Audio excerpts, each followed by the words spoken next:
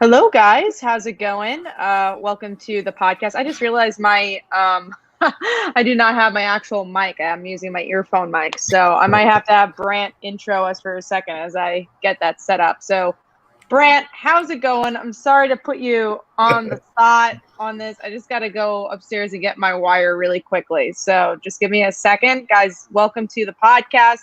Hopefully, you're enjoying. Brant's going to talk about his Kickstarter real quick before we jump in to the news. So yeah, go check out his Kickstarters. Give me 1 second. Hold on. All right, sounds good. All right, so both Kat and I have Kickstarters going on right now. Since we're waiting on her, I'll just kind of briefly mention it, and let's see if I can screen share real quick with you guys. Where is it? There it is.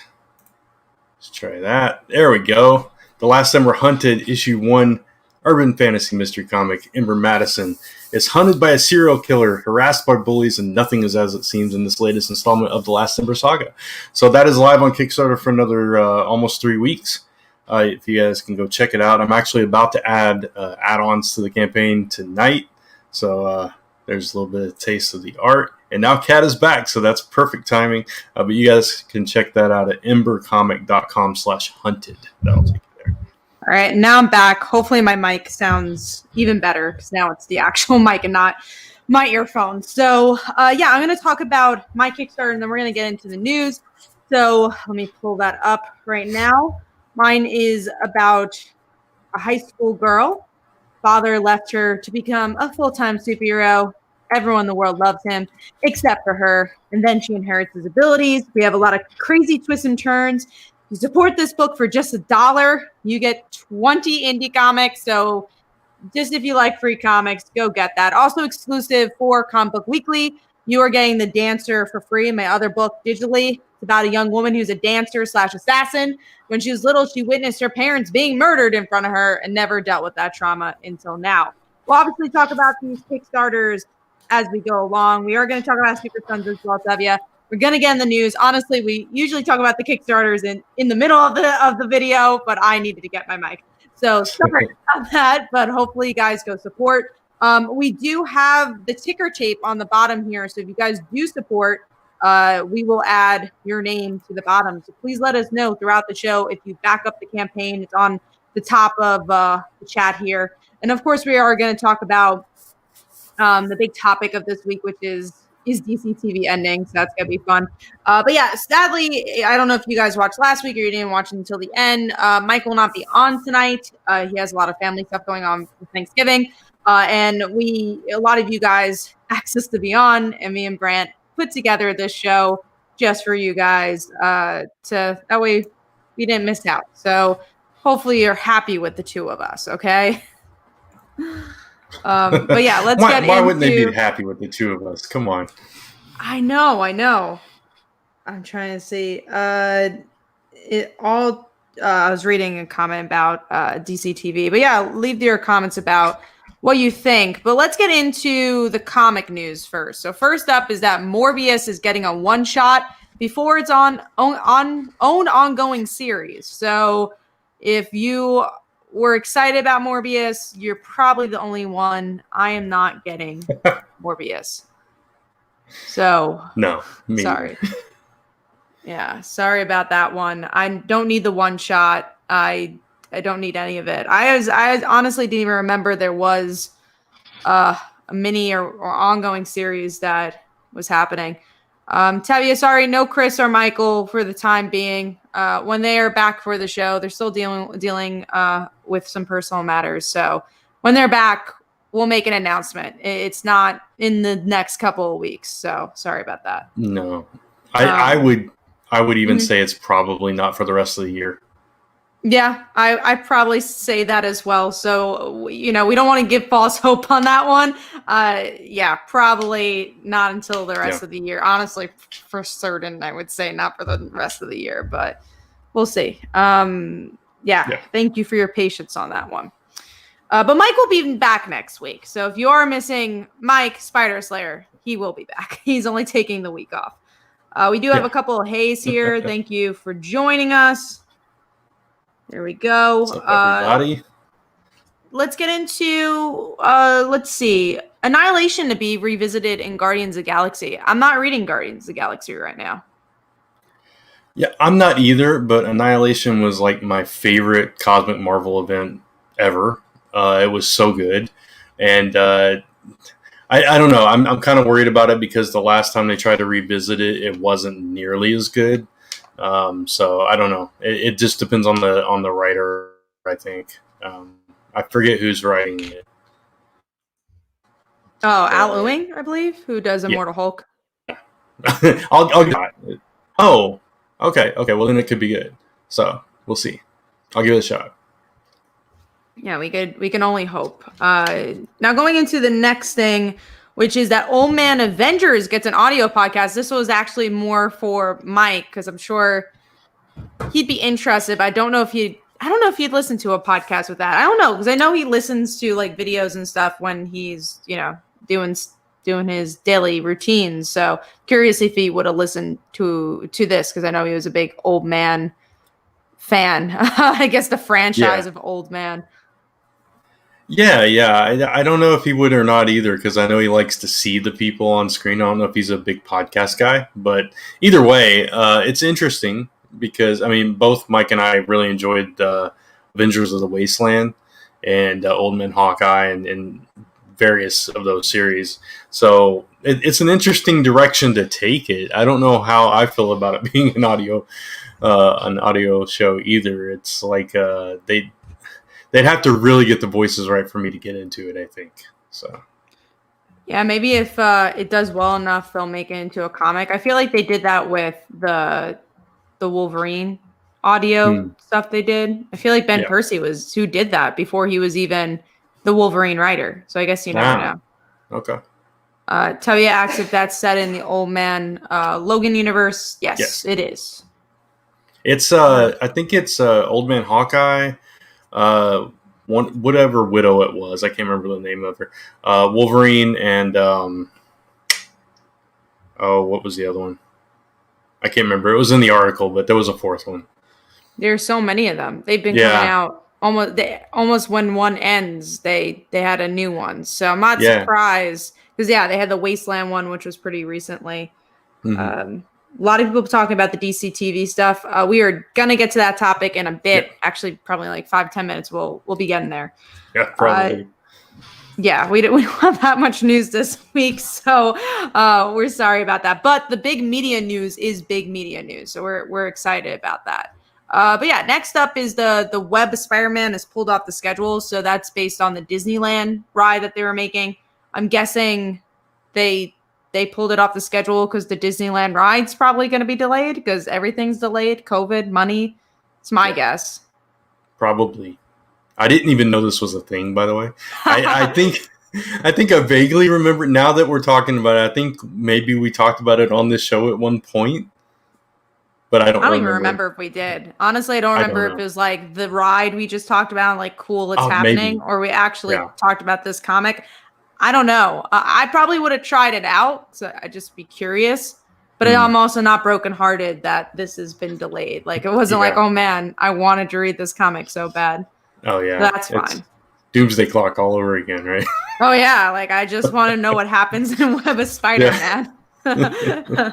God damn it, Marvel. I mean, there's so many other Marvel stuff that's delayed, like that we actually really, really like, and that's been going on.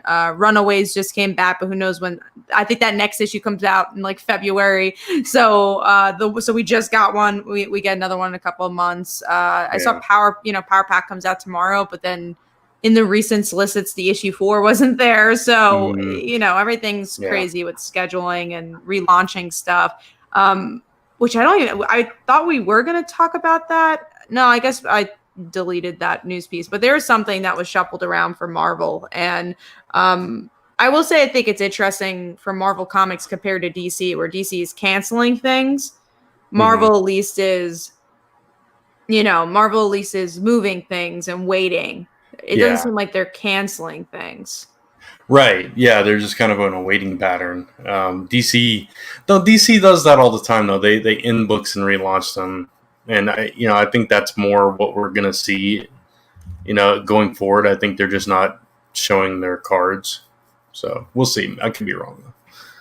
Yeah, I think they're just trying to figure it all out. I know they had layoffs as well. DC had layoffs. I mean, layoffs is everywhere in the entertainment industry right now. I saw the Sci-Fi Girls, or whatever it's called, Sci-Fi Fangirls, that just closed. That whole entire site, that whole section. Huh.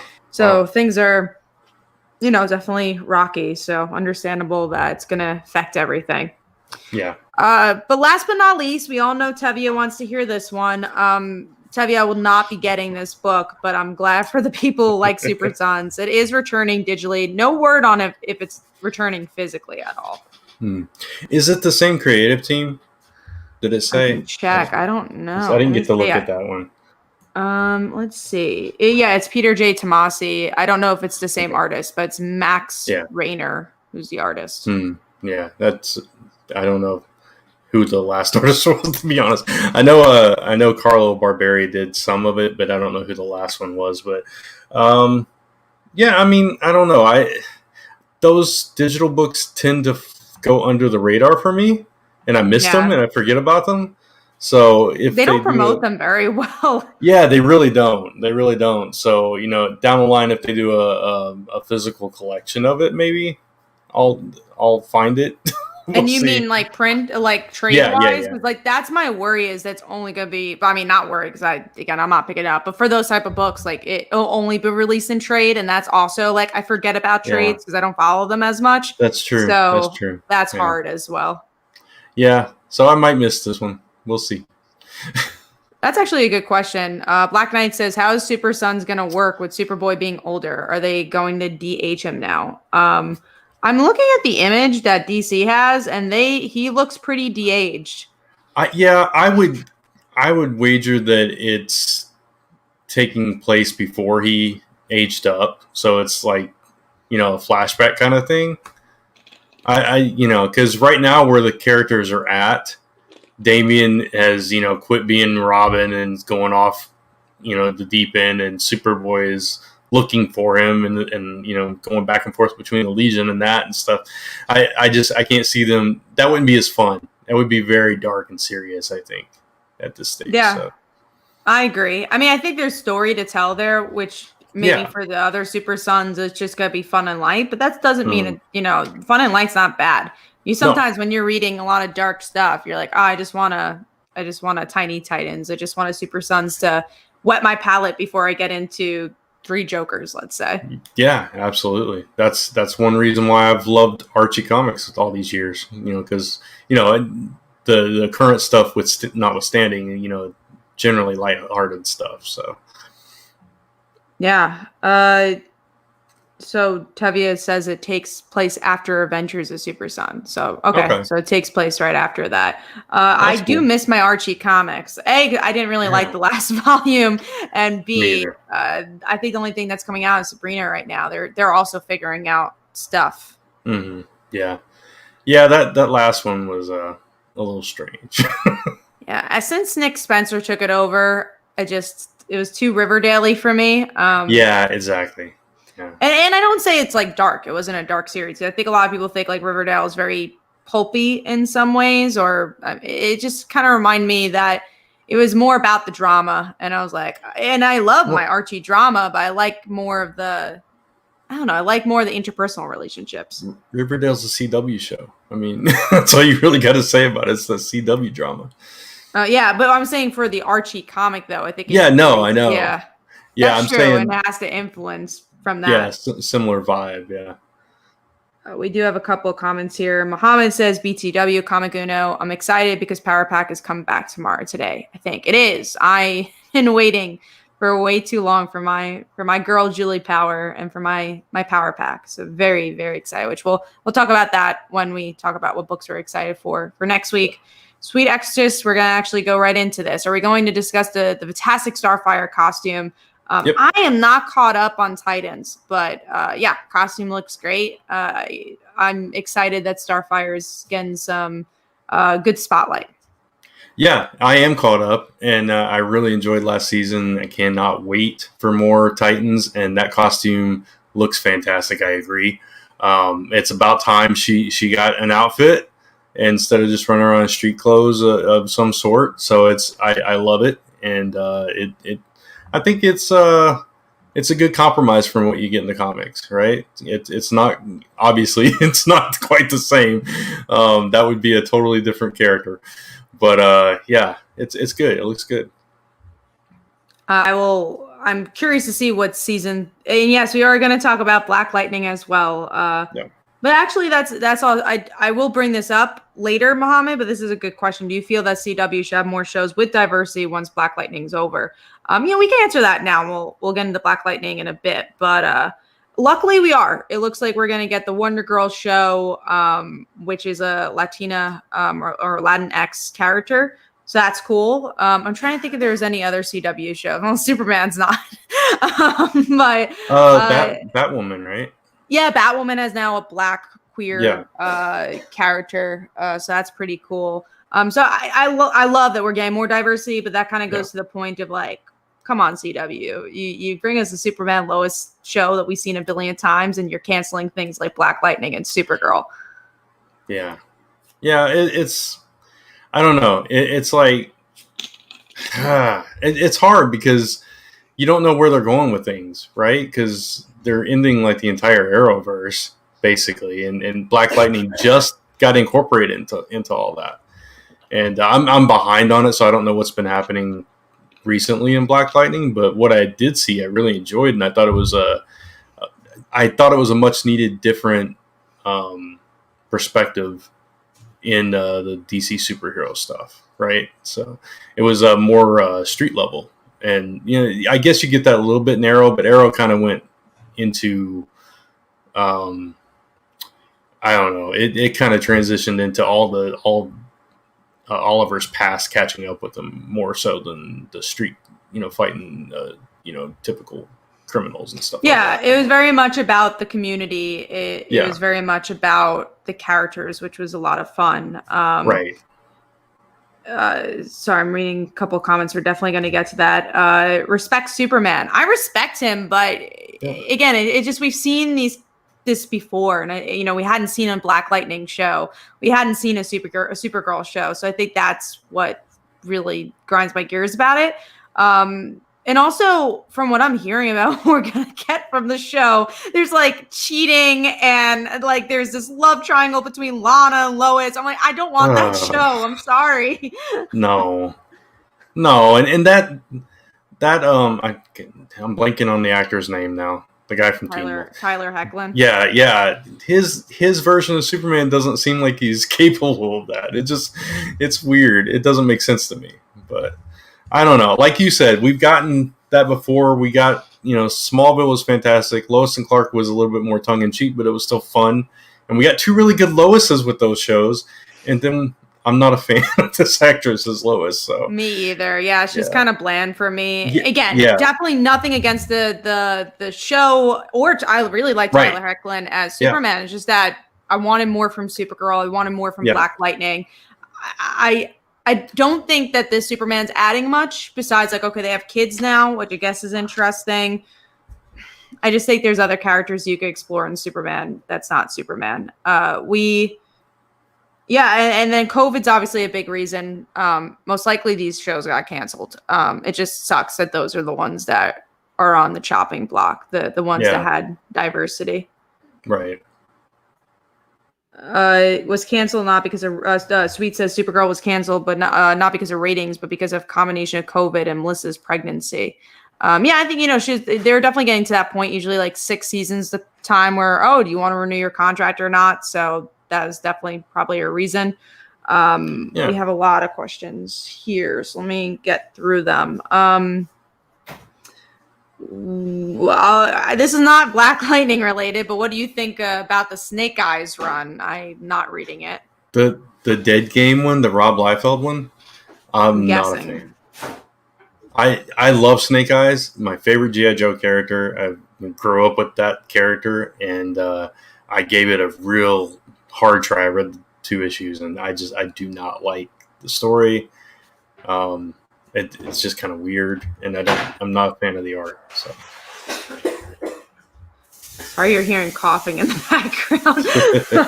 background. Anyways, other comments here. Terry Vaughn says, "Hey, Kat, love the reviews on comics TV shows. Thank you. I love Riverdale show, and I just seen The Boys. Do you like these shows?" I do not like Riverdale. I haven't watched The Boys, but that actually has been on my list. It seems up my alley once I get a chance to watch it. Yeah, Riverdale, I liked it at the beginning, and when they did the biker gang stuff, we just kind of fell off of it and never went back. It just kind of got old. And The Boys, I really liked season 1. Lisa and I both watched it, and it was like one of those things where it makes you feel uncomfortable, but you can't look away. You just got to see it through. And so I haven't started season 2 yet, but I really want to. So. Yeah, I've heard good stuff about season 2 as well, so I'm ready to binge it. If I would just mention Stargirl, I'm probably gonna watch Stargirl first because I only watched the pilot of that one. That's all I watched too, yeah. But I liked it. Mike Manhattan asks, "Have you guys seen Animaniacs 2020?" I've not. I've heard actually good things though. No, but I heard good stuff. I heard it was fun. Yeah, I haven't either. I've seen the trailer, but yeah, it's that's one of Lisa's old favorites, so. I'm sure one of us, she's going to watch it for sure. Whether I get roped into it or not, we'll see. Yeah, we'll have to see if it continues its stride. I saw that there is more. Sorry, guys, just trying to go through. Do you think that COVID has definitely affected how the future of superhero movies and series go? Actually, let's answer the bigger question of this show, which is, do we believe DC TV is going to be over, and is COVID a reason? I think COVID definitely is not helping network television as a whole. I think network television is kind of just surviving on the reality shows that they have, like The Bachelor and Masked Singer and things like that. And maybe their comedy shows, but those dramas are not doing well. They're always getting canceled. There's maybe one in a blue moon that does well, like This Is Us or whatever. But they are not doing well. And I think it's really affecting the CW as well. And that goes into the superhero shows and why we're seeing these cancellations. But then they are replacing them with other shows. But as we've seen with like the Batwoman type shows, that doesn't mean they're going to be good. And what I'm hearing about Superman, it's a shame, I think. But at the same time, these shows need to end. I think it's too much. I wish they would just focus on like, okay, if Wonder Girl is going to be a show, don't release Superman right in that year as well. Let's take some time with these shows. I don't think that we need a new superhero show on the CW every year. Yeah. Plus, it's like we got to live out kind of our fantasy with the Crisis on Infinite Earths and all these crossovers that we did between the shows. It's like a lifelong dream for comic fans to see that happen on both the big screen and small screen. We've seen it in both from DC and Marvel. And now that that's done, it's like, where do you go from there?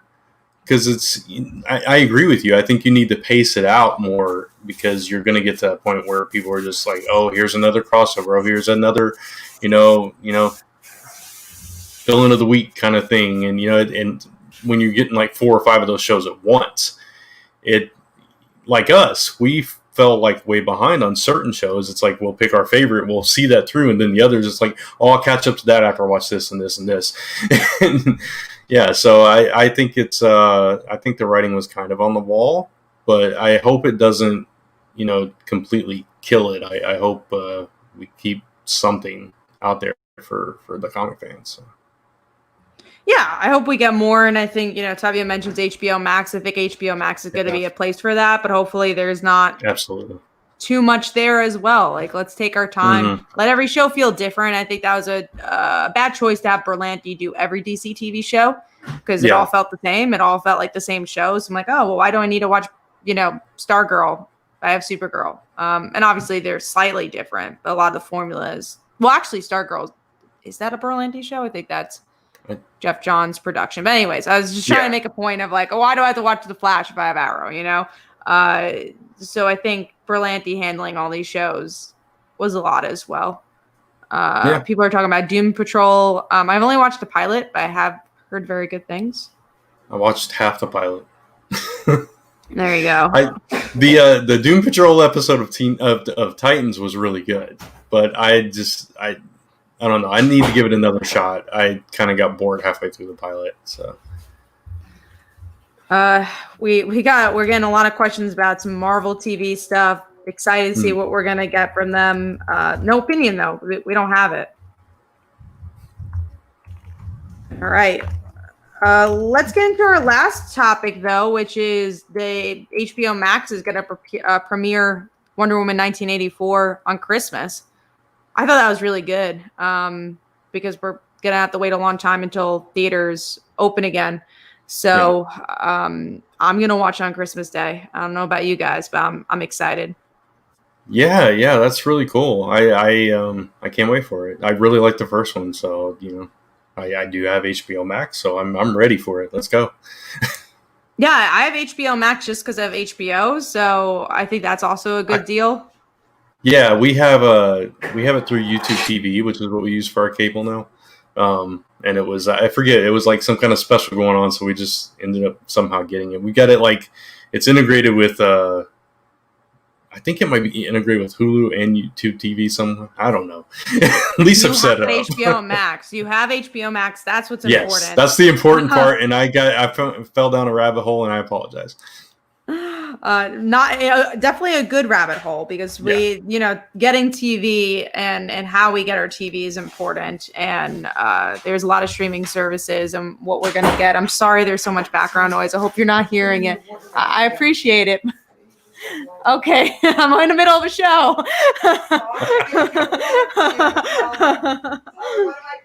Okay. Anyways, getting into, I think our Kickstarters, I guess, because that was all the news. Unless we had more to say about HBO Max. I don't think so. I mean, it's like they're slowly rolling out content. Have you watched any of their content yet? I watched Flight Attendant last night. Was it good? It was weird. So really not weird. Good. No, it wasn't bad. It was strange. It's Berlanti, which I did not realize. It's so strange though. Like it's Kaylee Cuoco, okay. Right? Okay. No, I mean, she like wakes up in a hotel room and the guy beside her is dead. And then she's trying to go through her day and she keeps flashing back. Like somehow she ends up back in the room and she's watching herself. And I don't know if it's like in her head or if she's somehow transporting or if it's their supernatural element. I don't know what's going on. So it's just strange. So yeah, it doesn't sound like, it actually sounds like a network show. Yeah, which is strange really to say.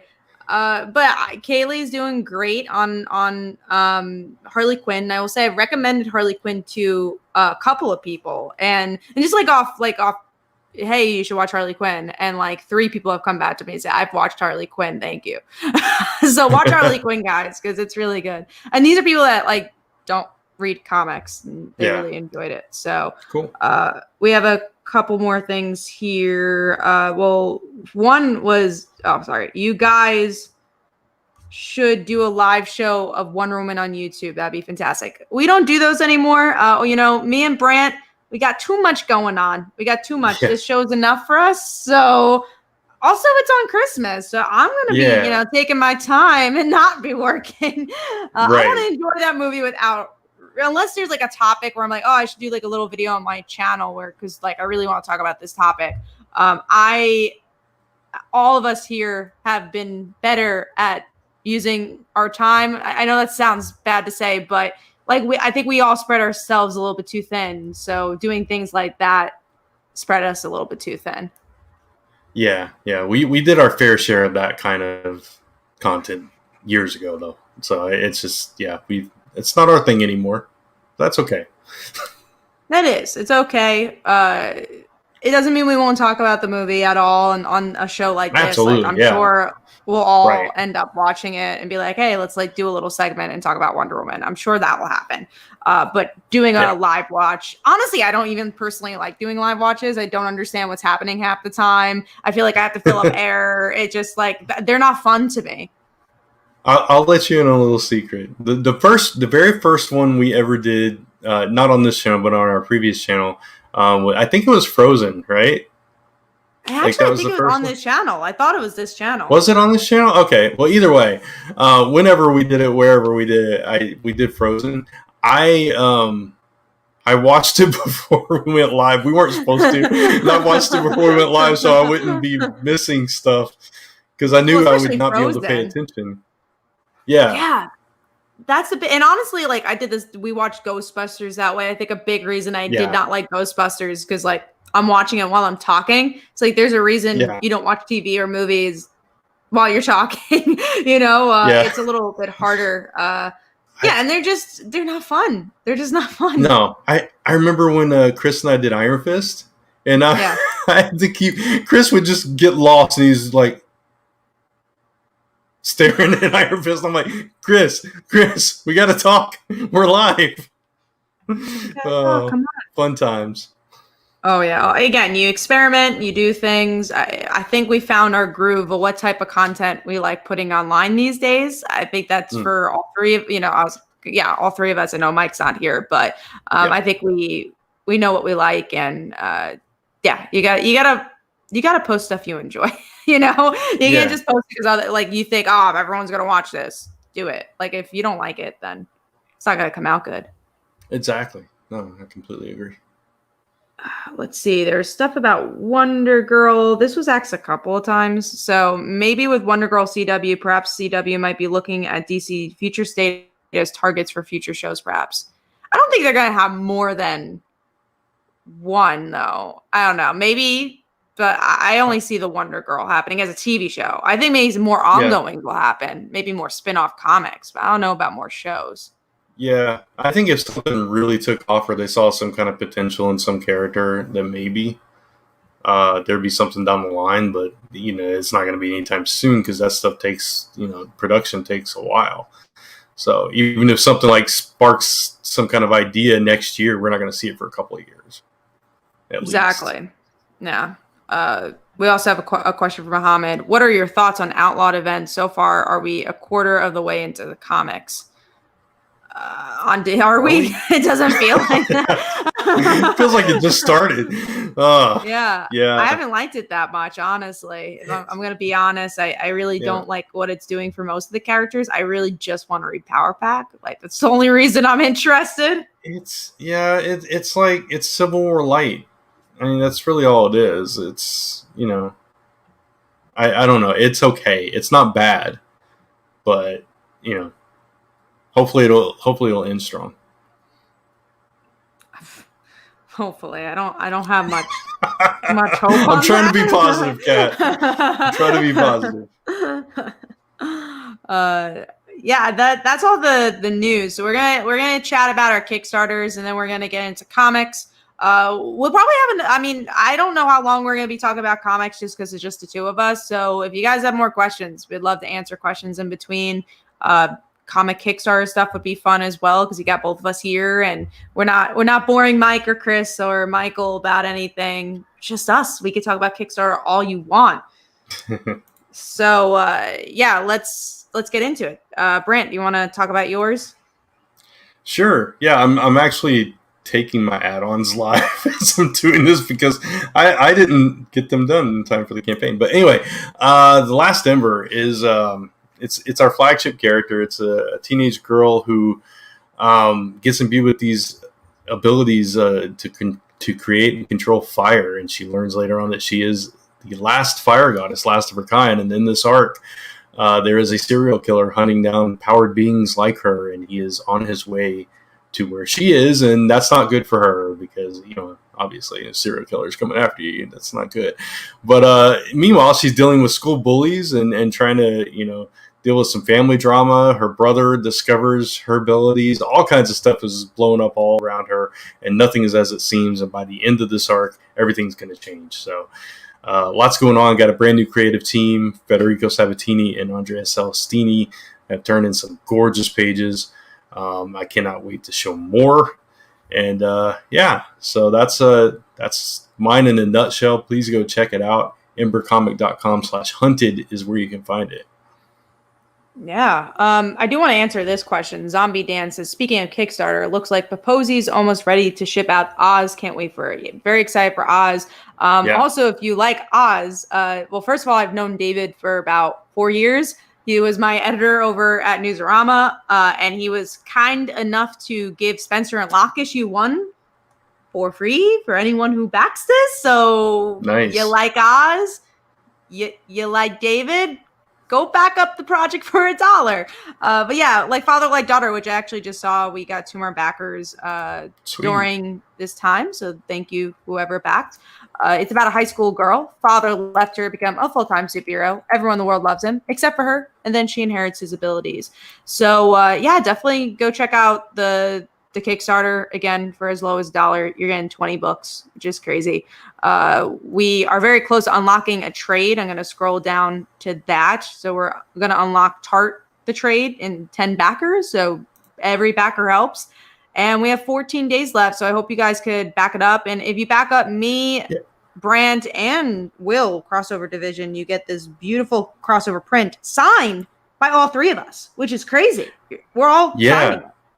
Yeah, it's going to be signed, and we may even number them. It's going to be cool. Mm-hmm. So, yeah, you just got to back all 3 at any level, and you'll get it whether you know, depending on whether you're digital or physical backer, you'll get it digitally or physically. But yeah, no. So maybe we could like sign it digitally.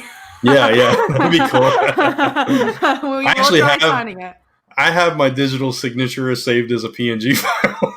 Well, there we go. Maybe we could do that, and we'll sign it. There we go. We'll sign it digitally, and we'll sign it physically as well. If you guys back it up at any level, that means if you give $1 to each campaign, you'll get this either digitally signed, you can print it out, or physically, it's going to look a bit more professional. So, and you get the physical, actual sign. You know, our signatures if you get it physically. But I hope you guys could go support. We only have honestly a few days left. So, and also if you guys support, we have the ticker tape on the bottom. We'll put your name. So please let us know if you backed. If you already see your name, you don't have to let us know because we have it there. But if you back especially during this, but we'd love to feature your name during the show. Yeah, and if you like the art in that crossover print, that is the art that is in the Last Ember. So go check that out as well. I was going to say something else, and I totally lost it. Anyway, what were you going to say? Yeah, the Last Ember, we're close to actually hitting 2 milestones, which will be releasing a couple of cool things, a digital book and a print that will go to everybody. So I think we're 9 backers away. Yeah, 9 backers away from one of them, and we're like $58 away from the other. So very close to 2 milestones. So please back it up. Yeah. All right, we got some questions here, so we're going to go through those. Tevye asks, I guess for both of us, would your characters ever time travel? You don't want to spoil stories. I'll say it's like, I guess it's like possible, like in my universe to do so. I mean, I'm dealing with if I can speak, mythological beings, so I'm sure time travel is possible in my world as well. I will say that there are definitely flashbacks to other time periods in mine. So there you go. The kind of time travel in that way. We do have some more questions. So from what I see, both your Kickstarter comics are connected, right? Not story wise. So just in that print, they are. Yeah. So I guess that answers that. Yeah, we have been asked, and we have talked about possibly in the future doing some kind of special one-off crossover thing. For sure. If you guys want to see that, if you guys want to see that, let us know. Yeah, we hopefully in the next year or so. Of course, everything takes time to plan, but we'd love to do it, especially if you guys would like to see it and us figuring out a story. But we're going to chat about it. That'd be a lot of fun. I would love to do that. Another question, Muhammad says, perhaps if the Kickstarters are successful, maybe you'll do a massive universe on your own as well. I mean, it'd be cool to do spin-off books, but I think, at least for me, I like just to release more series. Like Father Like Daughter, I think it doesn't need to spin off to other books. I think it has enough story in its own book. But you never know. I love to do short stories, maybe. You never know. I say never say never. With the Last Ember, I always actually envisioned it as a universe. I call it the Emberverse.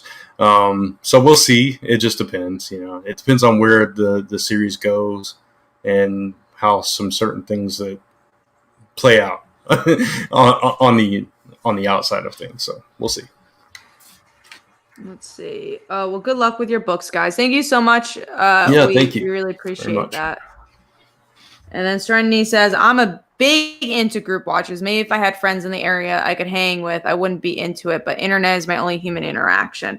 Yeah, totally get it. And I think a good way to do group watches, but again, not like on camera and for other people. There's a Netflix party. I've done it with, obviously with COVID, with friends. It's nice to hang out with them and chat. So we do like a Netflix party. So you don't have to talk, but you guys could like text in a way. Like there's a chat cool. And you could talk during the movie that way. I feel like that's the easiest way to do it. Again, I don't think I would want to record myself doing that, but it's fun if you can't see your friends. My problem is I'm a very I get upset when people talk during movies and stuff like that. I'm one of those kind of people. So I just want to like totally ingrain myself into what I'm watching and just, absorb it. The things that I like to group watch though are like sporting stuff like wrestling and MMA and stuff like that. I think that's cool to watch together. Yeah. And you don't have to like pay attention as much to them. Right. Yeah, exactly. Fighting. Yeah. I know like that's not a negative towards wrestling. No, not at all. Yeah. Just the type of medium it is. Right. We also have Zombie X Dan says, so seeing if everything goes well, obviously, do you guys plan to make your series run last a good while, like reach a high number? Yeah, 100%. Like Firelight Daughter, it's already up to issue 7, and it's an ongoing book. I would love for it to, last as long as we can, and hopefully the backers are there. Yeah, which they have been for this campaign. No, I'll say that. Yeah, for sure. For me, that was like my original vision, but then I kind of shifted, and I'm doing like a series of miniseries. So like this current one is 4 issues, and then I'll go on to the next one. Who knows? If it's really successful, maybe I'll just like do a Marvel and like renumber it. Oh, I hit issue 50. Look, Marvel does it for a reason. It is a good strategy. I will say. I guess I can say it here. I've talked about how issue 8's such a big moment for like Firelight Daughter, and me and my friend Phil. We've not that he writes the book with me, but he's the guy I go to when I need to talk about these things. He's like, oh, maybe you should renumber it after that. But that's like a hard thing because Kickstarter. What's been like popular, like what's been the talking point about this book, and what people, I guess, quote unquote, been impressed with it. Is that it's been on Kickstarter for so long and that it's an actual serialized book, because most Kickstarters, they do like 1 issue and they stop, or it's a mini series, or it's a graphic novel. So like people in the direct market, it's not good to have a lot of issues, as we've seen with Marvel and DC. But in Kickstarter, it's like it actually is a good thing because you're showing people that you've done a lot. So it's like the complete opposite in that market. So, but at the same time, like Firelight Daughter, again, changes a lot in after issue 8. So it's very plausible that you can renumber it. So it's, something that's dancing in my head. It would be the same story, but you could renumber it. It's funny because there's a friend of mine, Bill Clome, he does a podcast called Under the Mask, and he has a series called Kinetic. And I think it was either issue 8 or issue 9 of his series. Or it might have been issue 10, 8, 9, or 10, somewhere around there. He decided to renumber his, and now he released his last Kickstarter was Kinetic Identities, issue 1, which is actually like issue 9 or 10. So he kind of did that same thing, yeah. Did it do better, you feel, or did it do? I think he had a pretty successful campaign. I actually just got the haul in the mail today. That was kind of let me see how well it did. I remember it doing well. I actually designed the Kickstarter page for that one. That's why it's nice. Of course, now I can't find it. He's he did a Kickstarter, and now he's got it on Indiegogo, kind of like their on-demand thing. Yeah, I've definitely seen that before. I've seen people have success with it, and some haven't. But kudos. Yeah. I mean, he had like 120 backers, a modest success. I don't know what his previous ones did though. So let me see. I don't want to like put all his numbers out there on the. I don't know that he kickstarted all of them either. I think he might have self-funded all. Oh, he did the trade before that. He did the trade and trades are so different for sales, but yeah, it's just interesting to look at that. We do have a couple more comments here. It all comes down to what the writers think, how long it should be, but for me, minis hardly do it. Yeah, it depends on the series. Like I have the Dancers a miniseries. As a reporter, I always ask for miniseries. I'm like, oh, if you had the chance, would you want to do more? And most of the time, people say, yeah. They're like, I would love to do more. Blah blah. But for the Dancer, I always say like, no, I don't want to do more. Just because Yeah, it's I think it dilutes the story as well sometimes. right. Yeah, for the Last Ember, I definitely plan on going forward with it past this one. The main reason I repackaged it as a new number one and a new like mini series is because I got a new creative team, and it just kind of it took the book in a completely different direction artistically, and which kind of made me think of ways to take it story wise as well, based on how the art was playing out, and it kind of gave it a different vibe. So I definitely wanted to kind of give it a fresh start with that. So, we'll see how successful this arc is and go from there, whether I go with issue 5 after that or if I go to a new miniseries. So, Yeah, it'll be interesting. Again, yeah. Kickstarter is something which we actually have a really cool question, which I see James's comment, but I'm going to go back to you, James, in a second because JDA3 says, I have a dumb question. What is a Kickstarter? So not a dumb question. I think it's a No. relatively new platform. So Kickstarter is a crowdsourcing platform. We're seeing a lot more creators use it. Scott Snyder, Boom Studios just used it this year.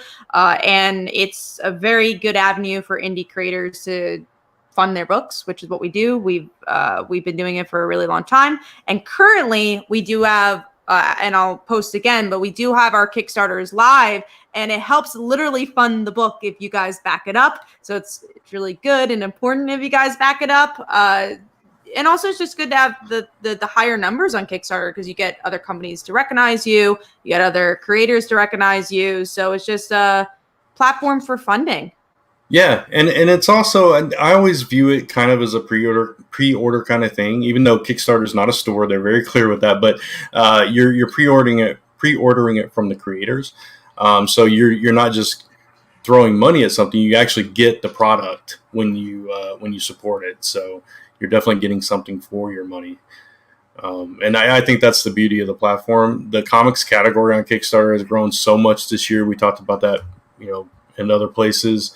22.2 million or something like that this year on Kickstarter, just in comics, has been raised. And like you said, Scott Snyder, there's an Alan Moore comic on there, Ed Brisson.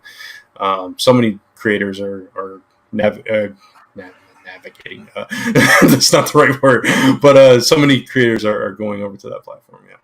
Yeah, so it's not just for indie creators. It really is for everybody. It's like posting your books on Webtoons. It's just another avenue besides Diamond in the direct market to get your books into people's hands. And it's not the only avenue you could use. Like you use Kickstarter and then go into direct market, which we're seeing with Scott Snyder. So yeah, it's really cool platform. Hopefully you guys could go check it out. And again, it's so helpful if you guys check it out. We do have a question or comment from James. I'll be getting Brant's book this Thursday that covers Sick. Any way I could get that signed like Cats? So that's for you, Brant. Yeah, sure. I was toying with doing book plates again, which is just like a little insert that I sign instead of the actual book. But if you'd like the book signed, yeah, I'll definitely do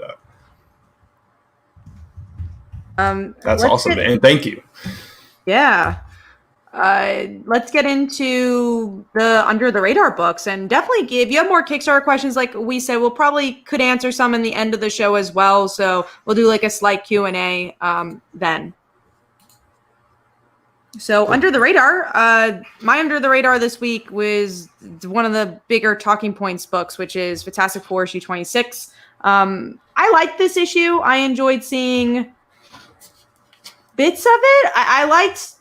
So we'll talk about the Franklin stuff. So Franklin in this issue was revealed not to be a mutant, and Brant is not happy about it. For me, I was neutral on it. Like I think it's an interesting thing to explore. Like I kind of like the angst of Franklin and him trying to find himself. I don't know if him not being a mutant needed to be in this story at all to do that same exact story. But I like Val. I enjoyed seeing the Future Foundation again, and the Power Pack have literal cameos. They don't talk, but they're in it. Or at least Julie and Alex are in it. But yeah, it it wasn't my favorite issue, but I think it's an important issue to read because a lot happens, which is why it's in my under the radar. Yeah, there was a lot that happened for sure, and it wasn't. I mean, it was a solid issue. I agree. I was not happy with the way Franklin was handled. I generally don't like big retcons like that when they completely change the history of a character you're familiar with. Anyway, and just kind of like taking his whole identity basically. Franklin's always been the mutant in the family, right? And all of a sudden it's like, no, you were never a mutant, dude. You just kind of tricked yourself into thinking you were because of your powers. And it's like, what? No, come on. They could have done something better with that, I think. And I agree with you. The trying to find his place in the world is interesting. It's an interesting thread, but I felt like I told you privately, that being of both worlds was a more interesting way to attack that story. So yeah, and we saw that in that mini. I don't even know if it ever finished. Did it? That Fantastic Four. Did that ever finish? It did. I think. Okay. Yeah. I think don't remember what happened in the end. I don't think the last. I don't remember. Yeah, I don't think the last issue was that strong in comparison to the rest of the series. It was like 4 issues, right? Three or 4 issues. Yeah. So let's get into your under the radar, Brant. Yeah, so Juggernaut number 3, because I didn't have anything else that would fit the bill. The rest of mine were in our big books discussions, but it was an okay issue. I hate that it's a book that I'm kind of in the middle on. That's in my under the radar, but there is a lot to enjoy about it. I love the dynamic between I cannot remember her name.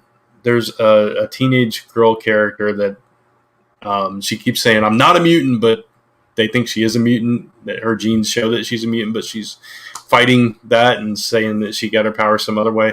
Anyway, she's formed this relationship with Juggernaut, and it's kind of this buddy thing, and it's interesting, and Juggernaut's trying to own up to all the chaos he's caused through the years, all the damage and all this stuff, but it's staying too long in that part where it's all about damage control, that company, and how the superheroes are tearing up the city. It's been like kind of banging that into our heads for 3 issues now, so I'm a little tired of that.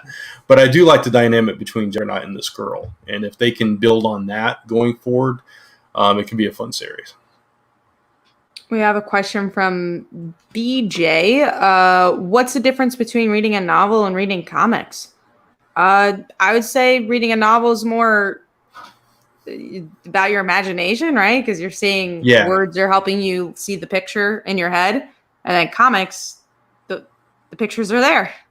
Yeah. It's like, so you have movies where you have your entire visual experience and you're taking everything in, that way. And then you have novels where you're taking everything in with all your, like you said, your imagination and all those senses and trying to fill in the blanks. And then you have comics, which is kind of the perfect marriage of the two, where you're still reading all that content and kind of deciphering it in the way that you can understand it, and at the same time you're having this beautiful art that's married with it, so you can kind of see different perspectives of what you would see in your head. So that's kind of cool. Yeah, it's interesting. There's probably much better explanations than I just gave. Yeah, I don't think either of us gave the best explanation, but that's our Webster Dictionary definition of it. But yeah, we're going to get into some big books now. So the first King in Black book came out this week. Not as connected into King in Black, I don't think, but Symbiote Spider-Man issue 1. That's been kind of a saga with Peter David's symbiote books. So what did you think, Bram? I enjoyed the Uatu stuff. It was interesting seeing the Watcher and Kang and their whole ordeal. The rest of the book, I didn't really. It was just like, okay, it's another Symbiote Spider-Man story. That's fun. That's fine. But yeah, it was. I'm sure the Kang and Uatu stuff is going to play into the whole King of Black somehow, some way. So that's what I find interesting about it. And I've always been a fan of the Watcher from the What If stuff, and I'm glad he's back. So, yeah, it was okay. It was decent. I don't know that it sold me on the event yet, but Yeah, I'm gonna read that first issue and see if it sells me on the event at all. Let's get into our other big book this week, which is Stillwater issue 3.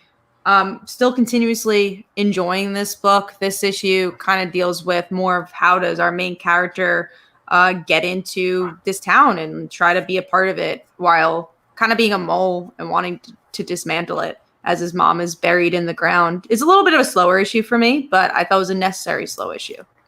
yeah, I like the way that he had to learn the hard way, that he had to kind of you know kind of slow down and do exactly what you said, kind of fit in and spy on them from the inside and kind of figure out how to get out of this town eventually, hopefully, and get back to his life. But yeah, it was a little bit slower. But yeah, I lost my whole train of thought. I was thinking about something else and it just left me. I will say, guys, like we're trying to do a show for only 2 people as we go through the comments and all the other stuff. So sorry that we're also like we're on this show a little bit more than we usually are, but yeah, no, it's all good. But the one problem I had with this issue was I didn't feel like the is it the sheriff, the woman, is she the sheriff? Yeah, she's a sheriff, yeah. I think. She felt a little bit different than she did in the previous 2 issues. Like she was almost likable in a way. Like she just kind of went along with the town because that's the way the town was. But this issue, she seemed more like she was like the rest of the town. You know what I mean? She was a little bit more cruel. Mm-hmm. And I don't know. I didn't like that abrupt change. But there was a lot to still like in this issue, even though it was slower. I liked the conversation on the rooftop, which made my panels. That was great. I love that. Yeah, right. That stuff probably happens all the time too. It's like you take me off, well, you're dead, because it just like the sheriff shot the deputy. Was the last issue that, and also the mother being buried alive. Yeah, exactly. So it's like nothing is off limits here because they come back, and it's like they don't care about how much pain they cause you in the process. It's just like, you take me off, you're gonna die for a day or two. What the heck? It's a crazy book. It's good. Yeah, no, it's a good book. So that's our big book for our indie. Now going into our DC big book, that is Batman issue 103, which I particularly haven't been loving this arc with Ghostmaker, but I continue to love Harley, and I liked her little conversation with not Poison Ivy and her kissing a Poison Ivy plant because she just misses her girl. That was pretty interesting. But yeah, this is a little slow of an arc for me. Yeah, rashes in places you wouldn't believe. She loves Pamela. She loves Pam. Yeah. She'll kiss that plant. that conversation was fun. I'm not like really feeling the Ghostmaker dude either. I don't know. It's not bad. We definitely read worse Batman stories, but I'm kind of ready to move past this. And I do like that we are getting a little bit more of Clown Hunter. Is that his name, Clown Hunter? Okay. I was calling him Clown Killer at one point, but yeah, Clown Hunter. That actually fits the bill a bit better than Clown Hunter. Yeah, it does. It does. Because I thought we were gonna have to wait for his story, but we're getting little pieces of it here and there with him. And the one thing I did like about this issue was Ghostmaker was like calling Batman on all the stuff that he missed in Gotham, and then towards the end, Batman's like, "This is why I didn't address that situation. This is why I didn't address that one." It's like Batman was on top of it all. He was just handling it a lot smarter, which was pretty cool. I like the way that was played out. We do have a big question here. I think driven by philosophy. Now, what's your motivation to read a comic? I like it. I don't know. I don't know if I have a bigger answer than that. Just enjoy reading them. Yeah, like from the beginning, or like at the beginning of time, like when we first started reading comics, or like just any comic in general. I would maybe the beginning is an interesting question. I don't know. For me, I just enjoyed the philosophy of it. I don't know. I was like what 5 or 6 when I was reading it. I don't think I had any thoughts of it. I just enjoy superheroes. Yeah, I mean, if we can do a little personal psychoanalyzation here, That's what we're here for. Yeah, of course. That's what we're here for. I'm actually your therapist. Yeah, just kind of riffing off of past experiences in my life. Like my parents got divorced when I was 4, and I didn't talk for a year, and so I discovered comics soon after that. And I just kind of it was my way of escaping things, and I just kind of immersed myself in them and never stopped. It's the same thing with wrestling. Both of those things I just kind of, which are similar in certain ways. I just kind of immersed myself in those, and that was like my beginning with them. And there's probably some deep stuff behind it if I really looked for it.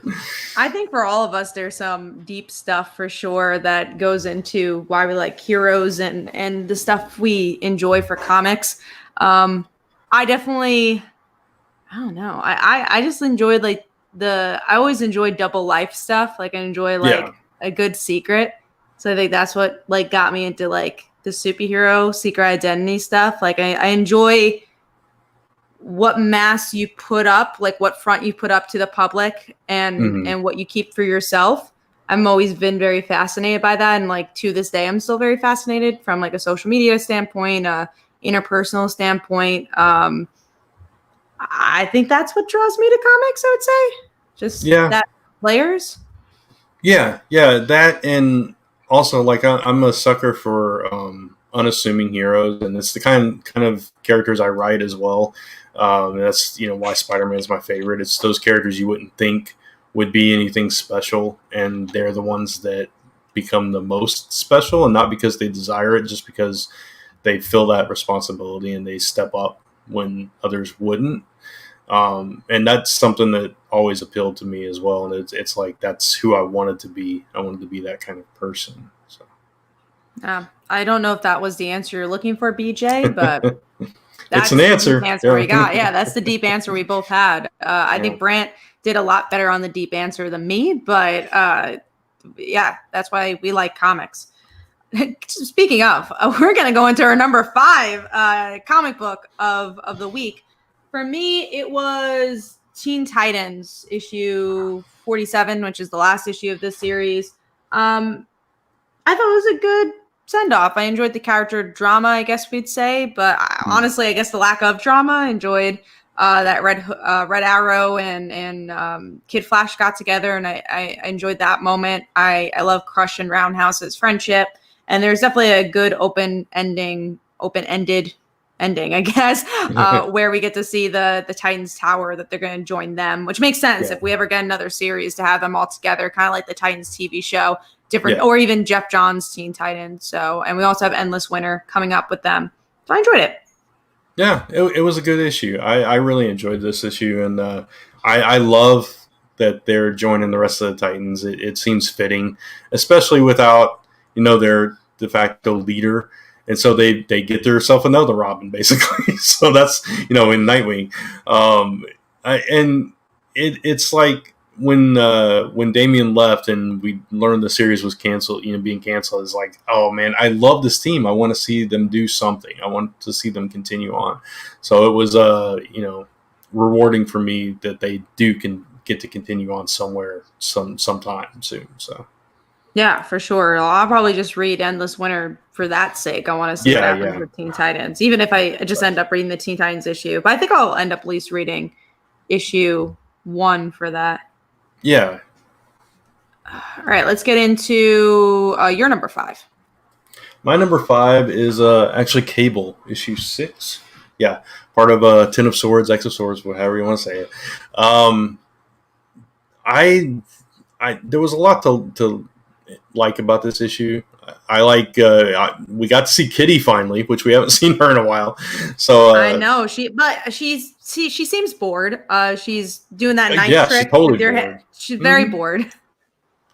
Yeah, I mean, well, she's not in the battle. She's just sitting there in the Quiet Council, right? It's like what the, Poor Sinister but though. That comment that Kitty has horrible fashion. True, and even Emma can protect Kitty. oh Like, yeah, yeah. Kitty, you suck. Well, it's obvious she does have terrible fashion, but She does. now she's got a pirate coat, so it's okay. I was gonna say even her current fashion's not great.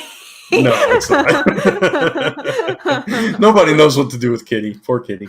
Yeah, but no, there was some solid stuff in here, and you continue the little kind of side thing with Cable and Apocalypse, and there was something else big that happened in the issue, and I cannot remember what it was now. But anyway, I mean, the Apocalypse ending.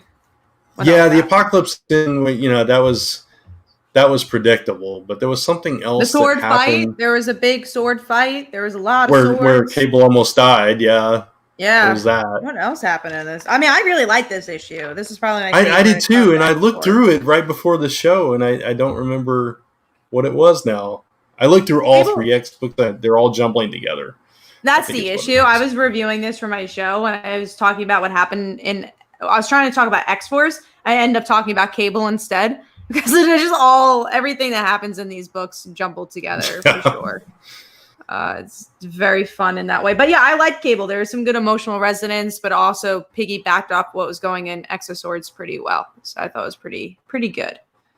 Did Brant freeze? He might have.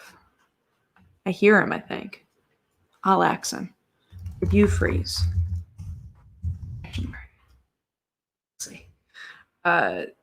As we wait for Brant, we'll get into the next big book. But yeah, I enjoyed Cable. Just saying, I really enjoyed the artwork for that book as well. Thought it was good. I've been enjoying the art for that. And message him on Facebook too. Give me a second, guys. Did you freeze? Oh no, hopefully his internet didn't go out. All right, let's get into the next set of big books here, which Brant didn't even read this one, so we're good. Which is Widowmaker. We completely lost Brant. Next is Widowmaker, issue 1. I got this on whim because I didn't have a lot of books and I wanted to get some big books. So Widowmaker, it wasn't very new reader friendly, I would say. I don't know much about Black Widow's supporting cast members, so this didn't help me very much and felt very by the numbers to me. The artwork was even kind of plain. I thought this was a mini series. It's just a one shot, so it's not like I could drop it, but it was a very okay book. Didn't do much for me on that one. So that was Widowmakers. I don't recommend it. I'm gonna keep my Facebook up. Brant has not messaged me yet, so maybe he's restarting his internet. The big books he was going to talk about, I didn't read. So he was going to talk about Commanders in Crisis, issue 2, and Nightwing. Commanders in Crisis, I didn't really quite like the first issue, so I didn't read that. Nightwing, as I said, didn't have many books this week. I was just like, oh, it was a fine issue 75, but not enough. Like, oh my God, I need the next issue. So I'll wait until an arc is like, oh man, that looks really cool. I'm going to go pick that up. So I didn't read Nightwing this week. Sorry about that, guys. Didn't read it. Yeah, internet's out. We'll see how that goes. So I'll talk about the rest of the books if Brent doesn't come back on. That way you guys know our top 5. So next up for me, number 4, which is, let's see. Oh, Brent came back on. There we go. Am I here? You're here. I was like, in my mind, I was like, shit. Show myself hard. I'm sorry. I was messaging Lisa. I was like, internet's out, and she's like, it's working down here. I'm like, crap. Well, not crap, thank God, because I'm like, oh shit. Yeah. I was panicking in my mind, but I was panicking now. Trying to remember Cable. I'm like, why did I pick this? Panicky.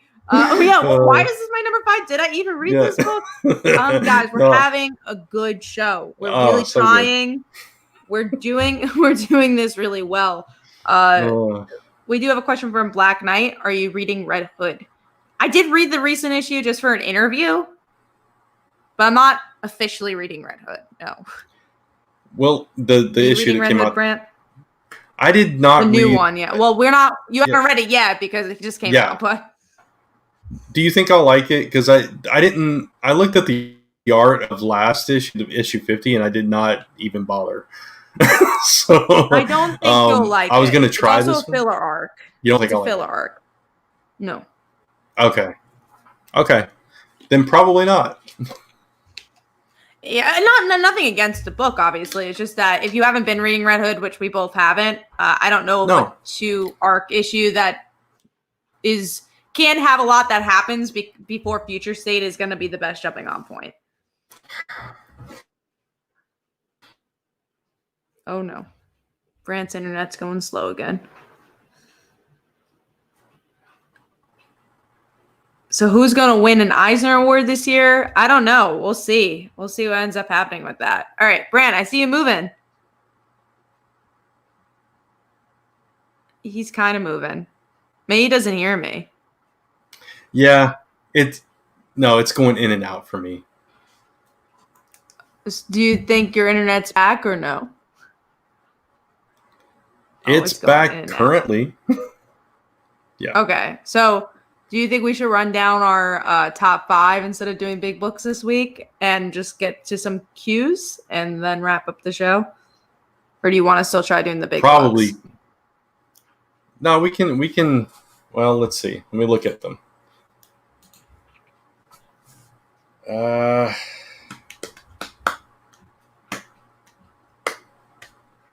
No, I think we can just run down our top 5. I'm sorry. Right. My internet apparently just got spotty all of a sudden.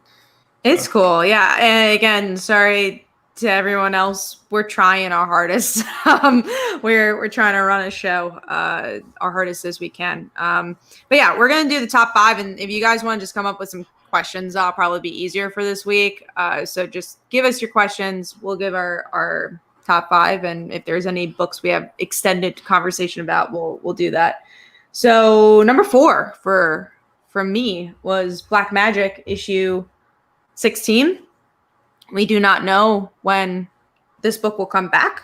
They say summer of next year. I don't know if that's going to happen, but it was good. I enjoyed it. I know not a lot of people read it, but I thought there was some good plot progression in this issue. And some of the drama is definitely riling up. So that's my short description of Black Magic. But I like it. Brant, what was your number 4? My number 4 is Amazing Spider-Man, issue 53. It was a better issue, I think, this issue, even though it was completely predictable. And, the reveal just... I love the way that Spencer kind of played with us with that. Like, you knew this was coming. You knew it. He said that to Peter, that you knew it was me. Come on. So yeah, I that was a little tongue in cheek, and I appreciated it. I still don't like that it's Harry, but and that he looks so much like Norman. I know they he looks a lot like Norman, but yeah, I had to go back and look at that 3 times. Wait a minute, is it Harry or is it Norman? It's no, it's got to be Harry. So. Yeah, I didn't love this issue. I didn't think much happened in it. I'm still not quite loving the direction this book is going.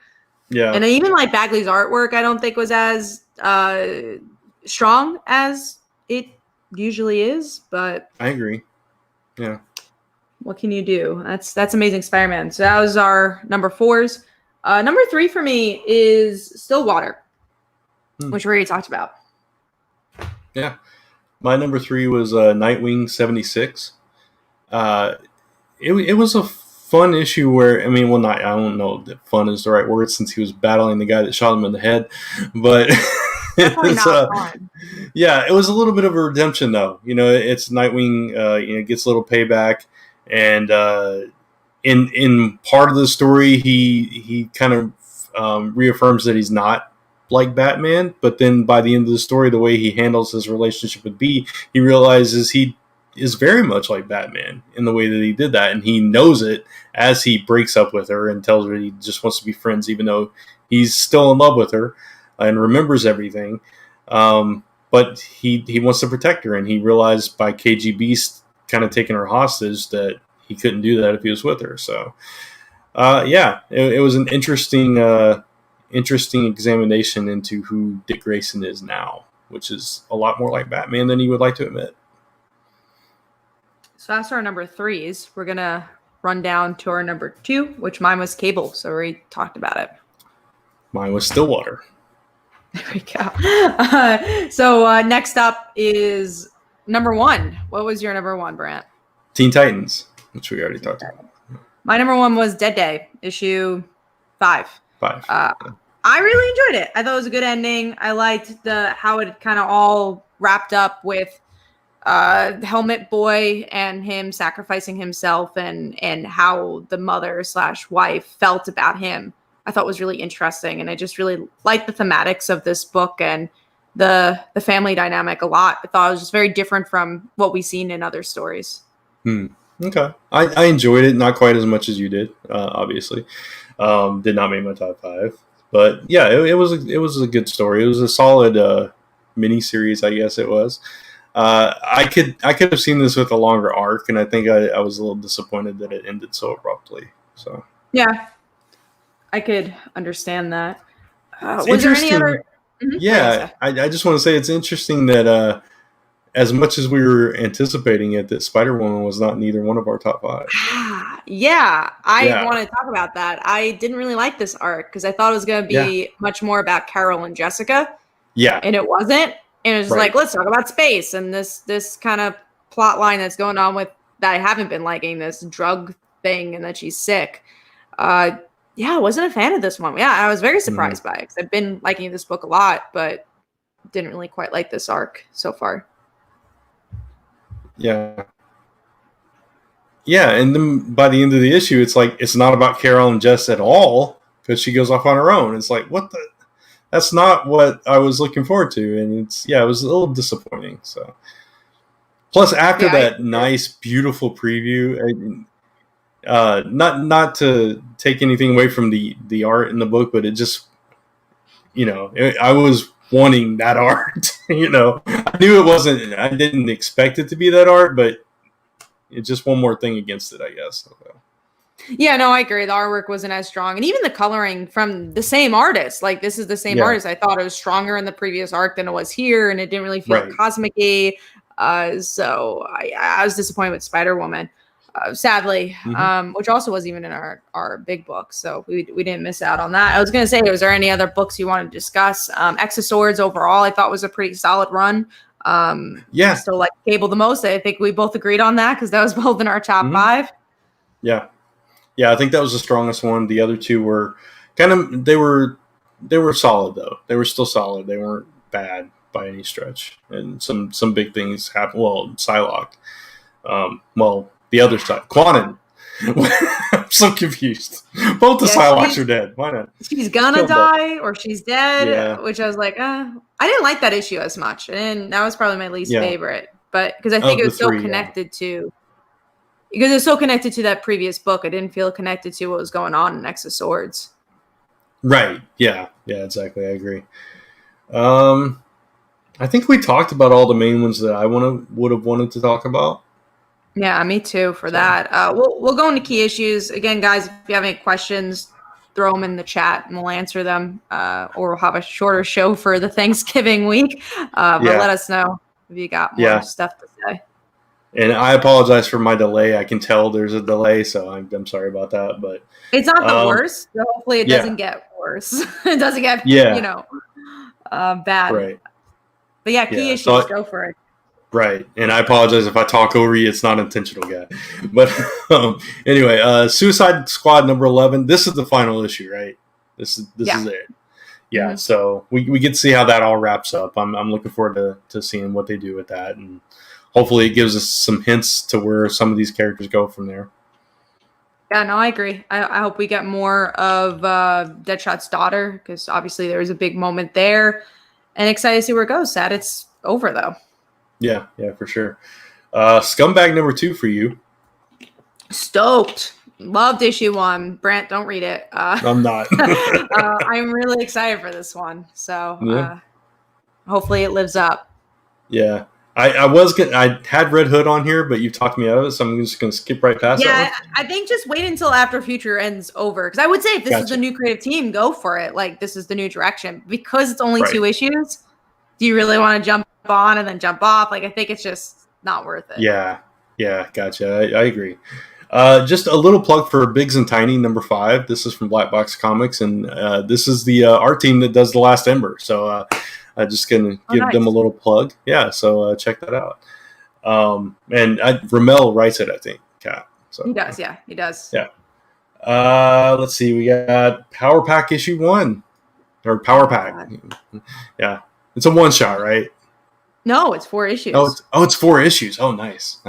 I'm so excited for this book. I remember, so right before COVID was the week it was supposed to come out. So that week, and then obviously it got delayed. So we've been waiting like 3 or 4 months for this book. I'm a huge Julie Power fan. So I'm excited to see Julie and her girlfriend. And I know they're not going to be a big part, but from what I've seen and with my investigation, they're going to be mentioned, and they're going to have like a scene or 2 at least. I don't think it's going to be in this issue because it's not Julie centric this issue. Every issue is going to be a different voice of the Power Pack. So this issue is going to be Katie, and then next is Julie, I believe, and then issue 3 or 4 is going to be Jack or Alex. But I love the Power Pack. I love this. This is the only reason I like wanted to read Outlaw, because I knew Power Pack was going to be in it. I'm a little worried about like de-aging the characters, because Alex and Julie are not underage. So Julie's in college. She has to be about 18, and Alex has to be 20. So I'm confused of how they're even part of this event, but it looks like they're de-aging them. But it doesn't look like they're changing much of their story. They're just like doing New 52 Batman thing. They're like, everything happened, but you're younger now. Right. Maybe it's like Julie graduated high school early, so she's 17 in college. Yeah, there you go. So it doesn't play off of Alex having to be younger as well, but yeah, I don't know. They're twins now. No, they're twins. Alex is just like 1 minute apart, and it's changing all continuity. Something's going to have happened to them with the Future Foundation out in space, or with Alex. So that's what's going to happen. They got de-aged somehow in space. You know what? Travel through. It was the opposite of what happened to John Kent in DC. So, if Ricky and Julie are together, that's honestly all I care about. And if they're all still siblings, like those are only the only 2 things I really need. And don't race Julie's bisexuality. That's it. That's all I need. Power Pack. Excited for it. Hopefully it's glowing reviews. But I'll be honest, man. I haven't loved the Power Pack. Like the one shots that have come out in the recent years. Right. So I hope this one's better than those. Like the last Power Pack I really enjoyed was probably the kid ones that came out like a decade ago. Yeah. And also Future Foundation wasn't bad. Yeah. The art in Future Foundation kind of brought it down for me. But other than that. All the take a breath, speak right. All that we have left is the Ten of Swords books, X-Men #15, Excalibur #15, and X of Swords Destruction #1. So excited to see how it ends. Yeah, exactly. The last part. Yeah. Right. So hopefully the X-Men win. Otherwise the entire Marvel universe is doomed. So I'm sure they're gonna be fine. Yeah, it'll be interesting to see how the scales rebalance, though, because obviously Araco is or however you say that, is ahead. So although it helped, they caught up a little bit in the last issue. So all right, we got some questions here, so let's go through those. Upcoming, any opinion on upcoming Future State? Which books are you looking forward to? So I'm not going to talk about Future State just because I feel like we've talked about it before, but we could talk about what we're looking forward to. Honestly, I'm just really looking forward to the Batman books, and probably Immortal Wonder Woman looks interesting. Yeah, I don't remember which all the ones that are coming out now, because it's been, we talked about it a few times. And Yeah, I really don't remember. The Wonder Woman one, yeah, I agree, is probably the one I'm most anticipating. We do have some Power Pack comments here. I mean, if you like Power Pack Comic Uno, you should follow Power Pack Nation on Twitter. He is also a mass fan of Power Pack too. I wouldn't be surprised if I'm already following them because I follow a lot of like Power Pack stuff. I know I'm following the Julie Power Twitter account because my girl Julie needs the love. We do have another question for BJ. You have knowledge about comics so much. Will you write a comic if you get a chance? Well, BJ, we Full both circle. write comics. Yeah, Yes. full circle here. We both write comics. We will plug that Kickstarter at the end of the show, but please go check it out. Go get our comics. We do have a lot of comic knowledge, and you should like read our books. It'd be really cool. Dollar counts, man. Dollar counts for that. Absolutely. We also have other questions, which is why I'm not plugging it right this second, because I would like to do that at the end of the show. But if you guys have Kickstarter questions, we're right here. Comic book questions. You've read our books before. You want to know all the spoilers? Access May will answer. Probably not the spoilers, but you can still ask. Muhammad, do you see an end of X of Swords could lead to the beginning of King in Black? Probably. I don't think they're going to be connected. No, I don't think they are either. Kenneth asks, what can DC do to give us a great Supergirl book again? I honestly don't know. I don't know. Yeah. Good creative team. I was about to say, who wrote that one that we really liked? Mariko Tamaki. Yeah. Hire Mariko Tamaki to write it. And there you go. Honestly. Or just give us like a Supergirl being super ongoing series. Right. Yeah, exactly. Something in that vein. Yeah. That's the best Supergirl story I've ever read. It's really good. And I've read most all Supergirl stories. What I don't really understand this question, Tavia. What can DC Comics do to bring Young Justice, in any opinion, on Deceased Dead Planet? Bring back Young Justice? I don't know. It just got canceled, so I don't think they're going to. Any opinion on Deceased? I dropped it. Neither one of us read Deceased, so no opinion there. Young Justice, I just hope that they do something with some of those characters because they're really cool characters, and maybe Titans grows. Maybe there's a Young Justice League book. Who knows? Yeah, that'd be cool. We'll see what happens in the future with that. Kenneth asks, which creative team do you want to see for Superman after Bendis leaves? He says Tom Taylor or Mark Waid. Tom Taylor would be cool. I definitely would like to see him. Yeah, Tom Taylor would be good. Just somebody that hasn't written them before. I would like to see fresh voice. I feel like Mark Waid's been in the big two a little bit too much to give a fresh voice to Superman. He's also just done so many like big DC runs. Yeah, I love Mark Waid, but I'd like to see something new. Right. He's just been he's been in the industry for too long. Yeah, I don't know off the top of my head who I'd want to write Superman. I'd have to think about that one. Because Superman's Sam Humphries would be really cool. Yeah, Sam Humphries would be good. As simple as the concept of Superman is, it's a hard character to get right. Mm-hmm. So. Just because there's been so many stories, how do you do something different with him, but without being drastic about it? Yeah, exactly. Black Knight asks, Dark Horse is making Hellboy again. Are you going to jump on? No. I've never liked Hellboy, honestly. I've never even seen the movies. I've seen the movies. Well, not the most recent one, but I saw the first two. I like the movies. I've never read the comic. So it looks like those are all the questions, guys. So we're going to talk about our Kickstarters and start wrapping up the show. We hope you enjoyed this. We promise we're more organized on a regular basis, but it's hard to, we're dealing with Kickstarter stuff. We got our document up. We got, your questions as we were trying to answer it. So it's a hard balance when it's just two of us, but we try. Cause usually like we could find the document stuff and do our stuff while, someone else is talking. But we're the only ones talking. So Plus my internet keeps going out and that's not helping Kat at all. But, no, Brant wants to make my life a living hell. So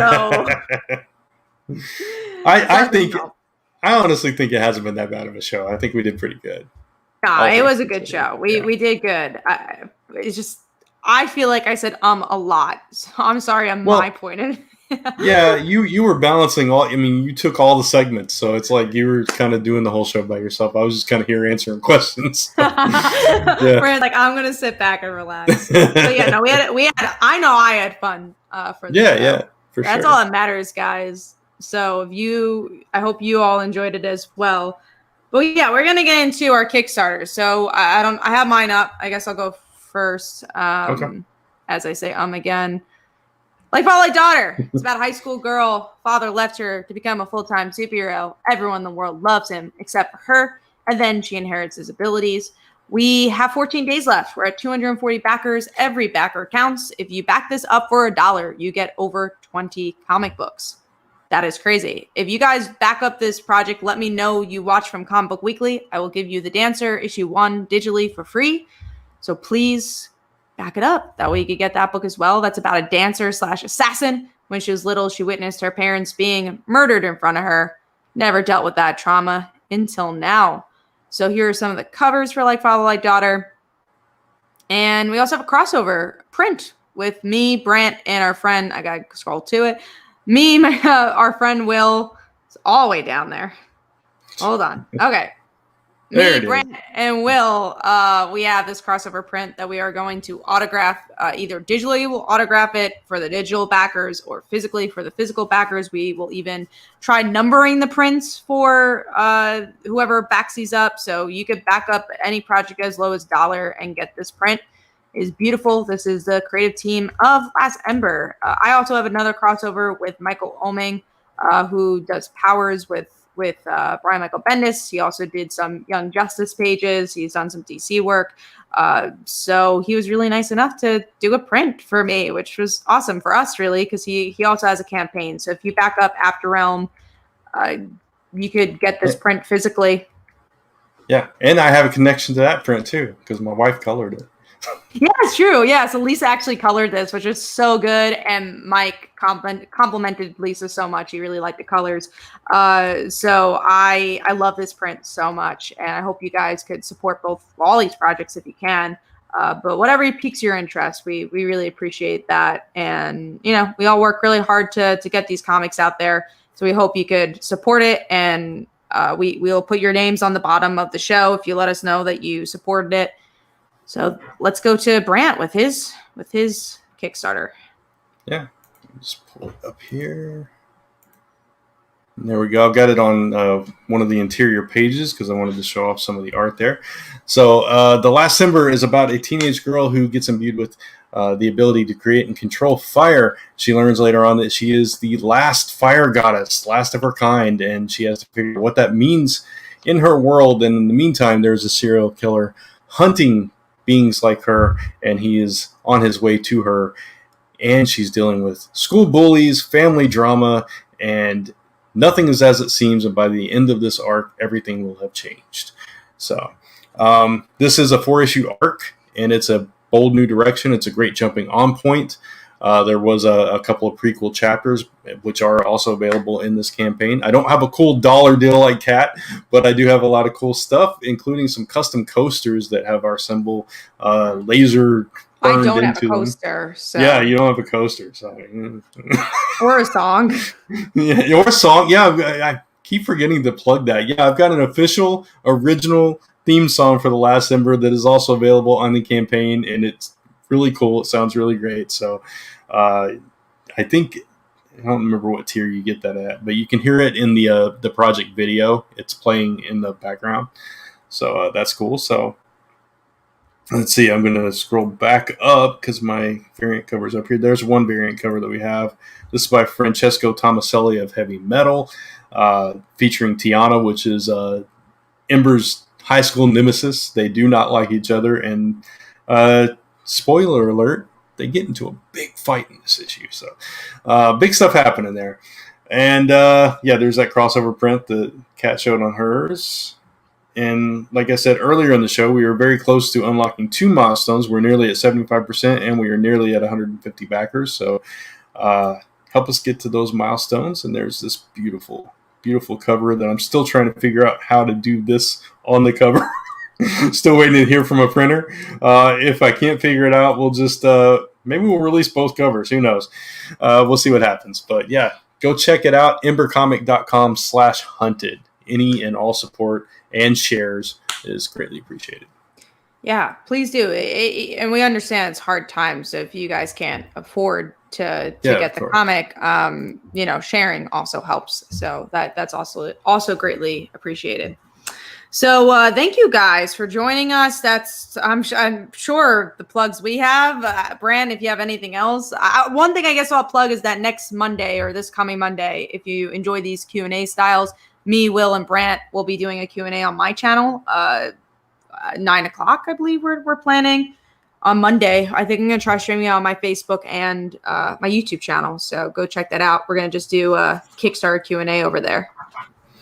Yeah, and we mentioned Will's Kickstarter. I don't know that we actually said the name of it. Comic Division. So Crossover Division. Crossover Division, Yeah. Crossover Division. I actually letter that book as well. I actually letter Like Father, Like Daughter too now. So I've got connection in all three. So when you're backing any one of those three, you're helping support me as well. So that's cool. So go check out Crossover Division, The Last Ember, Like Father, Like Daughter. I could go on and rattle a whole bunch of others, but there's some cool comics on there. If you're looking for something new, something fresh, go browse through the comics category on Kickstarter because there's so many cool projects over there right now. Yeah, please do. And we appreciate it, guys. Thank you for watching during, I'm sure, what is a busy week for you guys because of Thanksgiving and all that fun jazz. But hopefully you all enjoyed, and we'll be back next week. Also, hopefully with the trio. It looks like it's going to be. So we're going to have Mike and Brant and me for the show. Yes. And I'm going to talk about Power Pack. You definitely want to be there for that. All right, guys. See you later. All right. Take care.